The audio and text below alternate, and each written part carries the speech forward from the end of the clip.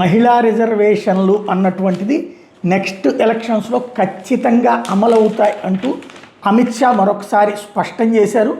Parliament ప్రస్తుత సమావేశంలో మహిళా రిజర్వేషన్ల సవరణ బిల్లు ఆమోదింపు చేయాలని భావిస్తున్నామంటూ తేల్చి చెప్పారు. మహిళా రిజర్వేషన్ల నియోజకవర్గాల పునర్విభజన ప్రక్రియ పూర్తి చేసి 2029 ఎన్నికలకు వెళ్లాలనే యోచనలో ఉన్నట్టు చెప్పారు. ఒక ఇంగ్లీష్ ఛానల్కి ఇచ్చిన ఇంటర్వ్యూలో స్పష్టతనిచ్చారు. శనివారం కోల్కతాలో మమతా బెనర్జీ ప్రభుత్వం మీద ఛార్జ్షీట్ విడుదల చేసిన తర్వాత మాట్లాడినటువంటి సందర్భంలో విషయాన్ని చెప్పుకొచ్చారు.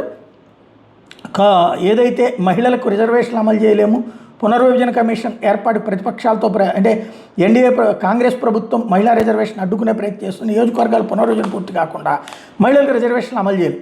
పునర్విభజన కమిషన్ ఏర్పాటుకు ప్రతిపక్షాలతో ప్రతిరోజు చర్చిస్తున్నాం. కొన్ని విపక్షాలు ఎన్డీఏ భాగస్వామి పార్టీలు అందుకు అంగీకరించినాయి. కాంగ్రెస్ మాత్రం మే నెలలో చర్చిద్దామని చెప్తోంది. ఇందుకు కారణం ఏంటో తెలియదంటూ అమిత్ షా చెప్పుకొచ్చారు. పార్లమెంట్ ప్రస్తుత సమావేశాలను మహిళా బిల్లు మీద చర్చించి ఆమోదించేందుకు సహకరించాలని ఉభయ సభల్లో ప్రతిపక్ష నేతలైన రాహుల్ గాంధీ, మల్లికార్జున ఖర్గేకి విజ్ఞప్తి చేస్తున్నామని పేర్కొన్నారు. చట్టసభలో మహిళలకు కోటా కావాలని కాంగ్రెస్ నిజంగా కోరుకుంటే నారీ శక్తి వందన చట్టం అమలుకు చర్చలను వేగరం చేయాలని సహకరించాలని కోరారు. ఢిల్లీ మద్యం విధానం కేసులో మాజీ సీఎం కేజ్రీవాల్ తదితరులను దిగువ కోర్టు విముక్తి కల్పించడం మీద అమిత్ షా స్పందిస్తూ సుప్రీంకోర్టు తేల్చేదా కరడగట్టి నిజాయితీ పడునని ఎవరూ తనకు తాను చెప్పుకోజాలరంటూ వ్యాఖ్యానించారు.